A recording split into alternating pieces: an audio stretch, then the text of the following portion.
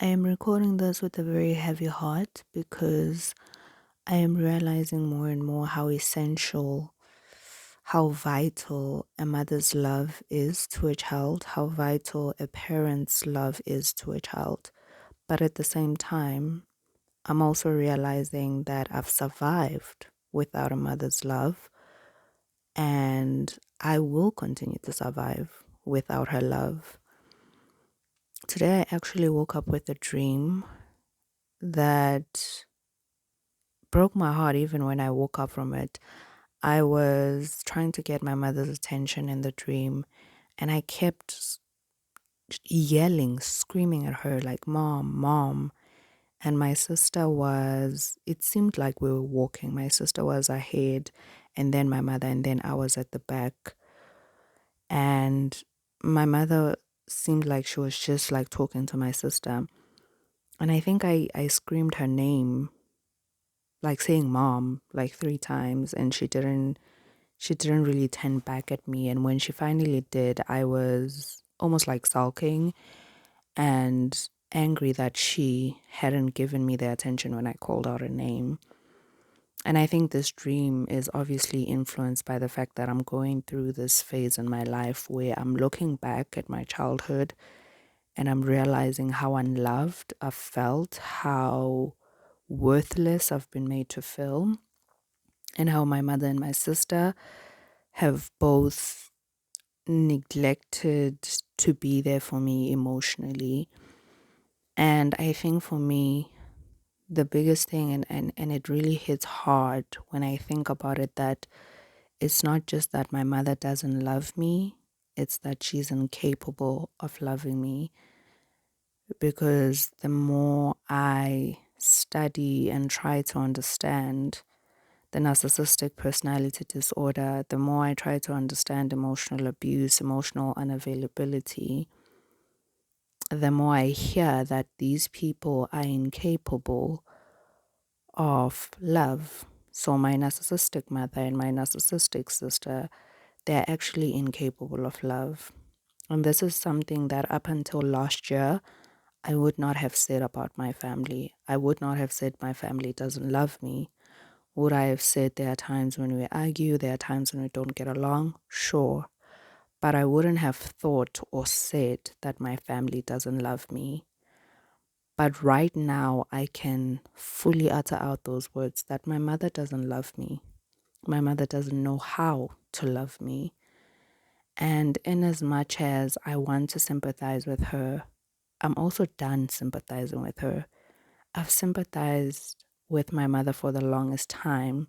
I even learned to put myself aside and put my mother first, above my emotions, above my pain, above myself, because all I've ever done is sympathize with my mother, knowing her childhood, knowing her painful experiences. I've always just sympathized with my mother. Growing up in times where my mother was struggling to make ends meet, somehow I quickly matured in order to be there for my mother because I saw how things were financially hard. And I quickly learned to be there for my mother, to make sure she doesn't have to stress about certain things, making sure I did my chores right, playing the role of being the second mother in the home. But now that I look back, I was not only just a mother to my siblings, trying to help my mother out. In my young, naive mind, I was just trying to alleviate some of the stress and pain that my mother was going through with the fact that she had to work unbearable jobs. She had to work ridiculous hours of the day or night. And I was just trying to help my mother out. But not only did I end up being a mother to my siblings, I ended up being a mother to my mother. That's what I've come to realize, that I became a mother to my mother. You often hear stories of children who grew up without a mother and how maybe the eldest sibling or maybe the mature sibling ended up mothering their siblings because there was no one else to kind of fill that role. And in as much as it's challenging for those siblings, but they felt the need to step up because there was no longer a parent around to take care of them. So one of the children felt the need to step up. And it's hard for those kids because once they grow up, they've learned to take care of everybody else but themselves. And for me, I look at my case and I think I had a mother. Yes, things were tough sometimes, especially in times where sometimes she didn't have a job, sometimes she had a part time job, sometimes she had a job that was just not great. But it's almost unbelievable to me that I became a mother to my own mother and she never became a mother to me. And it hurts because when the situation started looking up, when things seemed to get better financially, she still wasn't able to mother me. Whether she had gotten used to me being there for her instead of her being there for me, or now I wonder whether even if things had started out on a better note, that is to say, if when we were born, when she had children, she had a stable job where she had enough income to take care of us. Now I wonder if would she have ever been able to be there for me as a mother? Because at first I thought, okay, my mother's stressed out, she obviously doesn't have time to listen or be there fully because she comes back from work very tired, very exhausted. She's stressed about making ends meet. She's stressed about putting food on the table. That I understood. But for me to see the situation progress, because as I got to my high school years, especially the last few years of my high school, my mother was able to get more of a stable job with a better income. So the situation started getting better. And when I was in varsity, the situation got more stable. So finances were no longer really the issue, but still my mother was unavailable to me emotionally, and I was still mothering her emotionally because in as much as we no longer really had financial problems, but because life is life, there were other problems. And so she still could unburden to me, but I couldn't. And I think at that time, because I had mothered my siblings and her and have always been the one to take care of others and be there for others, I also was at a point where I didn't know how to open up to her. I was at a point where I became self-reliant. I became self-sufficient. And even this year, the Lord has been teaching me that I'm not self-sufficient. And I started meditating on the verse that says, we are sufficient in Christ's sufficiency. So in Jesus being sufficient, I am sufficient. I'm not self-sufficient. And being self-sufficient, depending on yourself for everything, thinking you can handle juggling all these balls, it's exhausting. It's very hard because when you are the type of person who's always been there for other people, you also have to learn to be there for yourself because, first of all, you don't know how other people are supposed to be there for you. You're not used to that. You don't trust other people to be there for you. You trust yourself, which is another thing that I've had to repent from trusting myself as a child of God. I am meant to trust God, not in my own abilities. Like the Bible says, lean not on your own understanding. So I had to even learn in my Christian journey it's something that I'm just recently learning, to trust God and not trust myself because I don't know how other people are supposed to be there for me. I don't know how to open up for them to be there for me because I'm used to being the one who's there for other people and not other people being there for me. And so I'm pretty guarded. I have walls up all the way up to the heavens. I don't really know how to open up to other people. I don't know how to let other people love me because fundamentally, the one person who was supposed to show me how to be loved, how somebody can be there for me, my mother failed to do that. even when circumstances changed, even when I thought the one thing that was hindering her from being there for me, even when that changed, when our circumstances changed here at home, my mother was still not able to be there for me. Today I was actually listening to an episode from Heal, Survive and Thrive, I believe.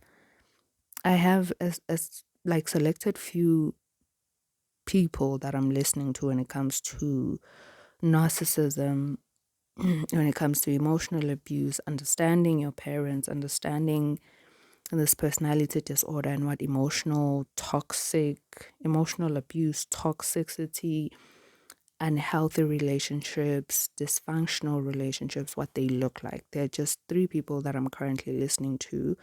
There's a podcast, I believe she's also on YouTube, but I'm listening to the podcast called Heal, Survive and Thrive by Stephanie. Yes, by Stephanie Lynn. And then my favorite, and I've mentioned in previous episode, is a podcast called Mama Trauma by Renika Comier. Yes, Mama Trauma, Daughters of Narcissists. That's the name of the podcast. And then Dr. Remini. I usually watch her videos on YouTube. So those are the three people that I'm listening to. And today I was listening to an episode from Heal, Thrive, and Survive. And she was talking about love bombing. So when you start learning about emotional abuse, narcissism, toxic, dysfunctional, unhealthy relationships, you hear a lot of terms that you are not really familiar with. So things like gaslighting, in as much as I knew of it, but I didn't really know what it meant. And another term is love bombing. So she was explaining it from the perspective of being in a relationship with a narcissist, that they will do the right things, quote unquote, right things. They will shower you with things. It will seem like they're showering you with love, maybe by buying you things, maybe by doing extravagant things, especially in the starting phase of the relationship. And it actually got me thinking that since my relationship with my mother obviously is not romantic, but I now see, because I think it was almost confusing for me, and I can imagine even for other people, how I can say my mother doesn't love me, but my mother has taken care of me all my life. Okay, put me through school, put table, put food on the table for me. I always had a roof over my head.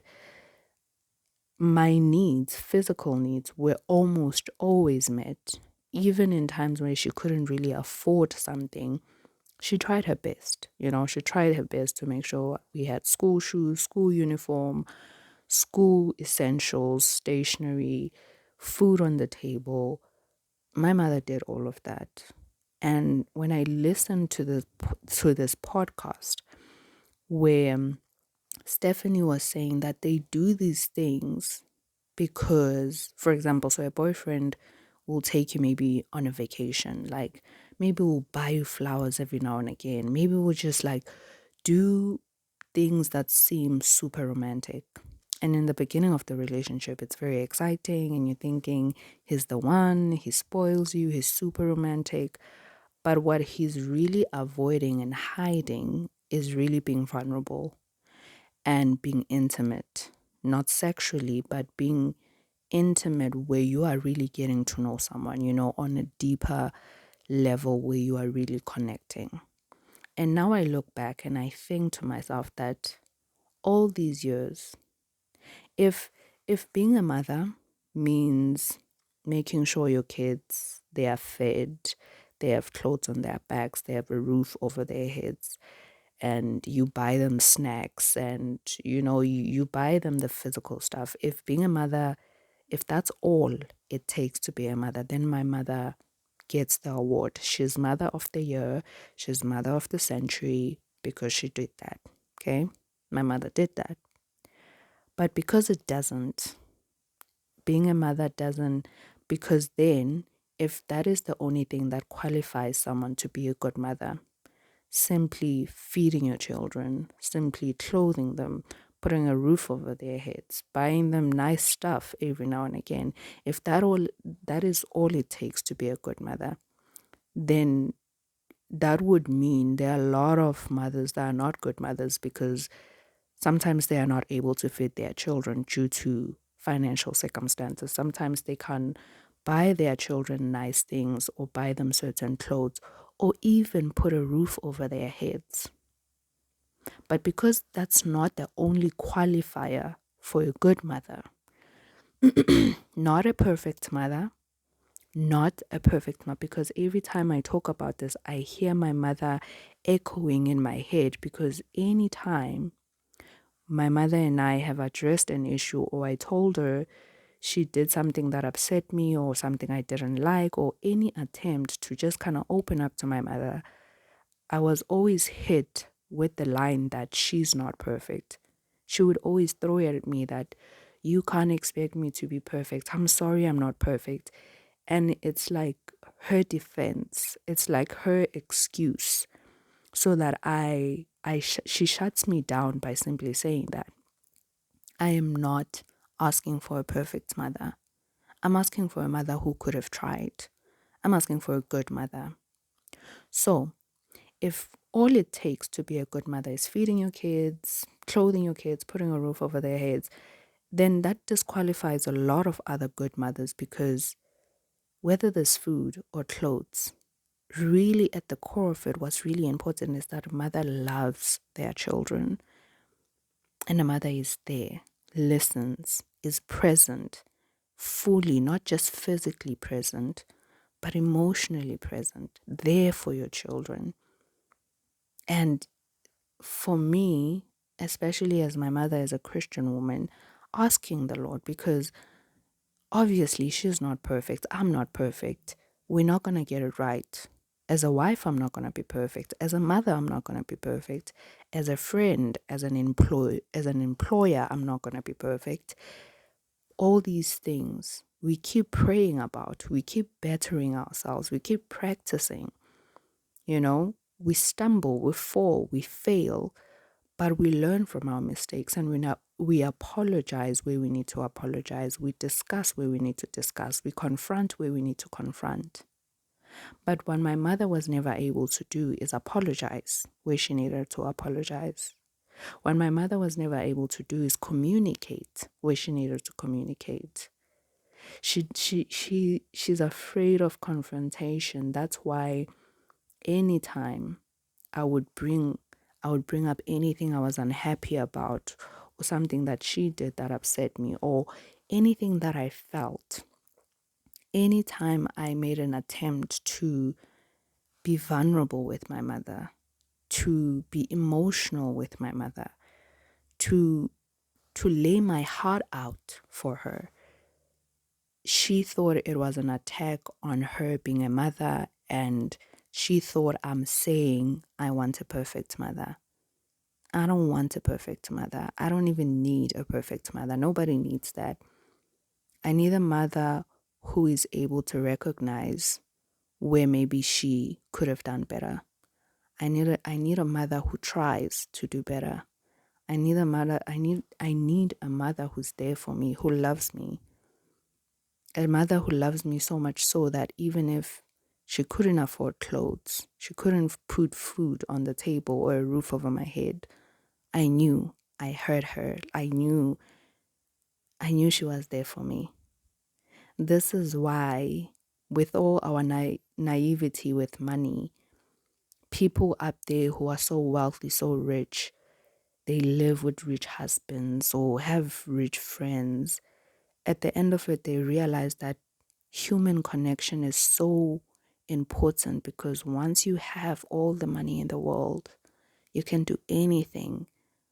But when you realize that you have no emotional connection to anyone, no one's really there for you, no one really loves you, you really realize that, yeah, money is great. Money is fantastic. Okay. I want money to go on holidays, to buy myself a house, to buy myself a car. Money is amazing. Okay.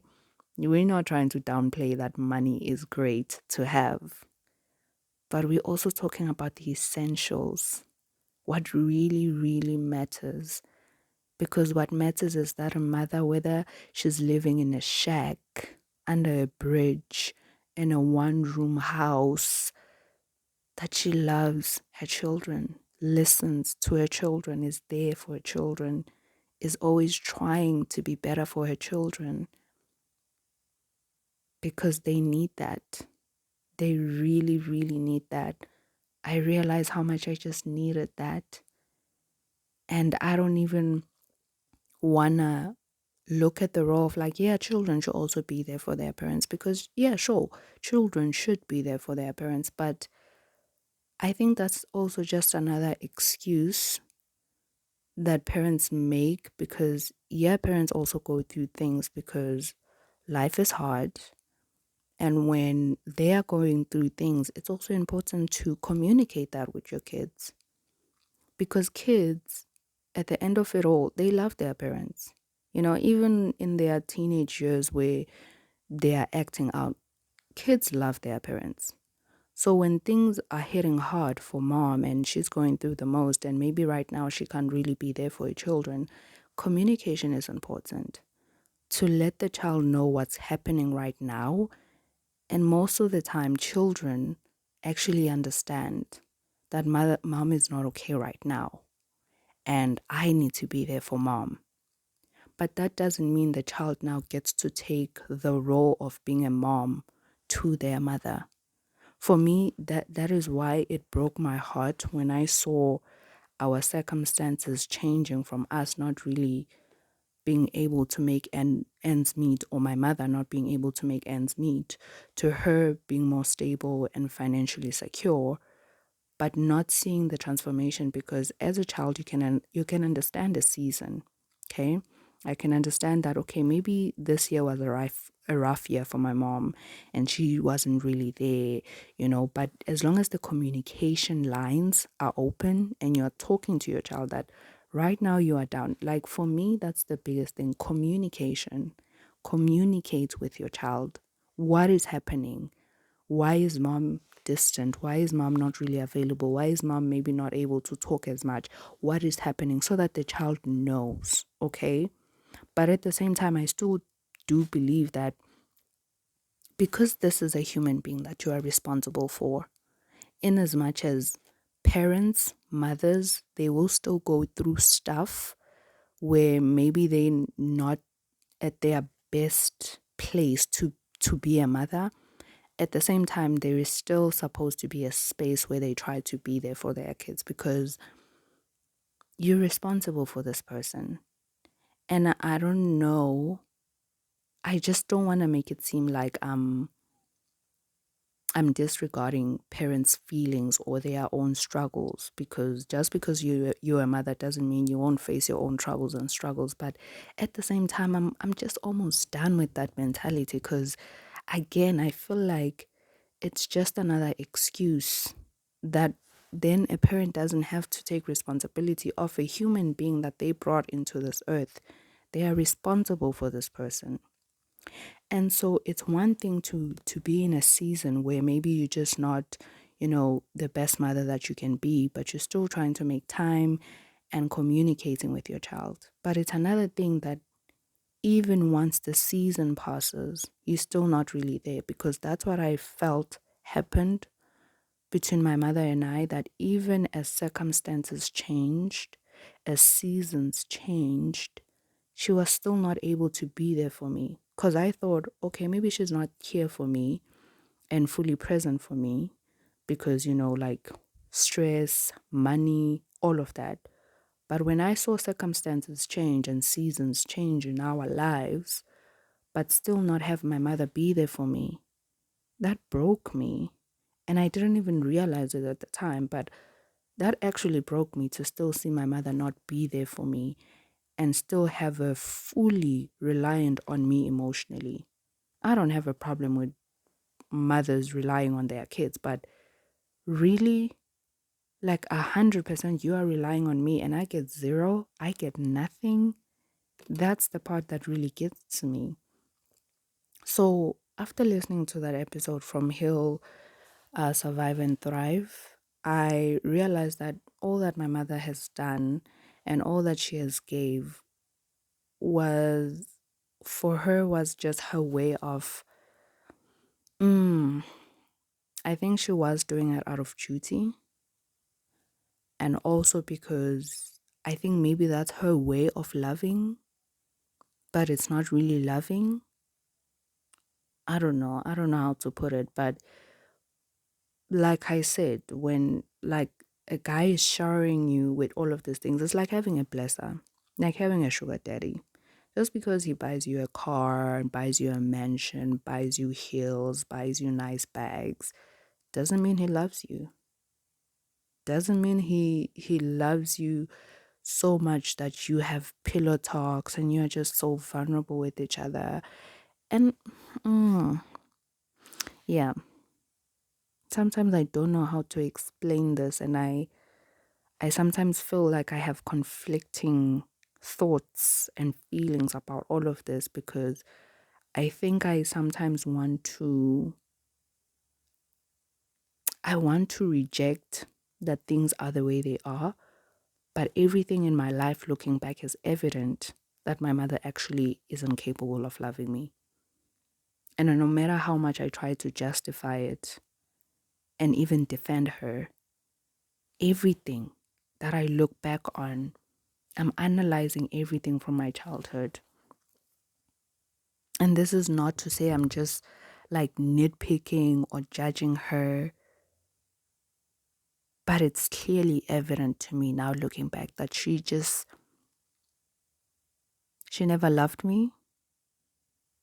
And regardless of what she believed, because even if she heard this, like it would be a shock to her because she genuinely believes she loves me. But I don't believe that. Just because somebody believes in something doesn't make it true. Just because that's what she believes, it doesn't make it true. It really, really doesn't. And I don't know, it just keeps breaking my heart over and over again that I'm possibly never gonna have or feel a mother's love. It has gotten to a stage where I don't share so much of myself with my family, but they still don't even notice. My mother and my sister included. They don't even notice. That's how invisible I've always been to them. Because I think once I went away from home, I realized that I had a lot of issues, a lot of emotional issues, mental issues. And I think once I started coming back home for holidays, I started trying to open up to my family. And I think it was my attempt to connect with them emotionally because I always blamed myself. And this is largely influenced by them because they've always put this on me. And that is another thing with like narcissistic people. They always want to make you feel like you are the one in the wrong, like there's something wrong with you, like you are the problem. That's how they always want to make you feel. And that's how my family has always made me feel. They've always made me feel like I'm the one who's closed off. I'm the one who shuts people out. I don't open up. And these things were true. But what they failed to recognize is that I wasn't just born like that. I had to be like that because my mother was not available to me. And at the time, I thought it was just because she's stressed out about work, she's stressed out about money, she's stressed out about making ends meet. And so I had to quickly mature and grow up because I was just trying to help my mother out. I was trying to be there for my mother.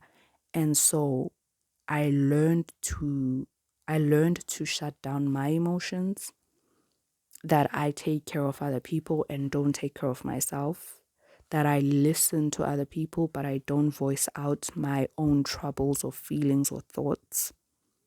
And so then they would keep putting this on me to say, like, you're the problem, instead of them being actually there for me, emotionally availing themselves. They just kept on emphasizing that, oh, you are closed off or you easily shut people out. But I wasn't just born like that. Circumstances made me like that. The fact that my mother was never there for me made me like that. And sometimes I don't really want to put it too much on my sister because she's not my mother at the end of the day, in as much as she's my sister, but I can't really expect that much from her. She didn't give birth to me. So sometimes I think I can let her off the hook because of that, that she's just merely my sister and she was also just merely a child, just like myself. And at the end of it all, in as much as my sister is a narcissist, she's also been a victim of the same narcissistic mother that we have. And so I just realized that once I started coming back home on intervals, I realized that I was trying to open up to my family. I think for the past 6, 7 years, that's all I've been trying to do. I've been trying to be vulnerable. I think I even got so desperate. I don't think I know. I even got so desperate that I started even including it in our prayer times. When I would share a scripture, I would always try to find a scripture that would talk about being kind to one another, loving one another, opening up to one another. And I could never reach them emotionally. The past 6 to 7 years have been just me desperately trying to reach my family emotionally, but they are not capable. It's one thing that I think they don't want to. They are making a choice to not be like that. But it's another thing that it just seems, no, it doesn't seem. It's what I've heard time and time again with every video, every podcast, every article I've read about narcissism, emotional abuse. They are incapable of being like that, of being there, of truly being vulnerable, of truly being loving, of truly stepping out of their world and seeing other people and not just making it about them. And not just because my family, but this is another whole episode on its own. My family is able to be there for other people, um, help other people, but it's not really for other people. What I've started to realize is that even when they are helpful, when they are there, it's it's not in the way that matters because they're not doing it really for you. They're doing it in order to prove that they are good people. And so it's not really genuine. It's not authentic help or support. And yet, this is something that they are truly proud of, especially my sister. She's really proud that she's always there for other people. She's always there to listen to other people's problems. But that's just because she loves feeling superior in the sense that she gives people advice and she can boast about being there for other people. It's more about her more than it really is about the other people. But she's too caught up in her world to even see that. And even if I would tell her this, it would be so offensive. I mean, the truth does hurt. And so I'm tired. All my life, I've been sucking up to my mother, being a good girl, just trying to be there, be mature, be strong for my mother, be strong for my sister, be strong for my family, be there for them. And no one was ever really there for me. And I got tired.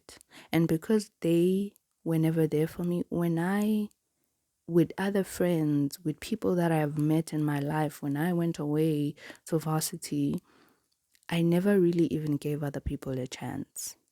I didn't realize this at the time, but I was so burdened with being a mother to my family, with always being there for them, being strong for them, that I never gave other people a chance.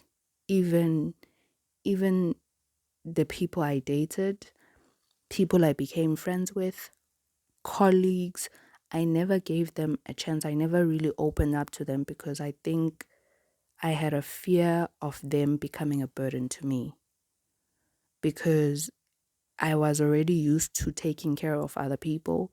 So for me, opening up to other people meant that, oh, here's another person that I just have to carry. For me, really cultivating a relationship, a romantic relationship, a friendship, it meant that, oh, now here's another person that I'm going to have to carry because that's the mentality I had. These people, They were not asking me to carry them. They were not asking me to carry their burdens. But because for me, that's how I was used to functioning in relationships, I thought being friends with other people, people who even tried to like really get to know me, people who really wanted to be my friends, they would be my friends, but I would never really open up to them, and I would never really fully be in that friendship or relationship because I thought, here comes another burden, and they're just going to be a burden to me. They're not going to be able to love me. They're not really going to be able to be there for me because these are the things that I didn't get from my family. They were not able to be there for me. They chose not to be there for me. They chose to actually to let me go on being everything to them while they were nothing to me.